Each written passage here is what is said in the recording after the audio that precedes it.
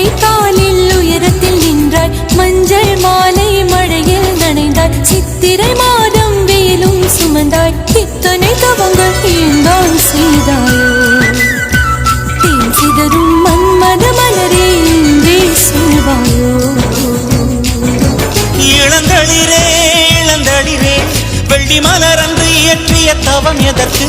பெண்மங்கை உந்தன் கூந்தல் சேர்வதற்கு.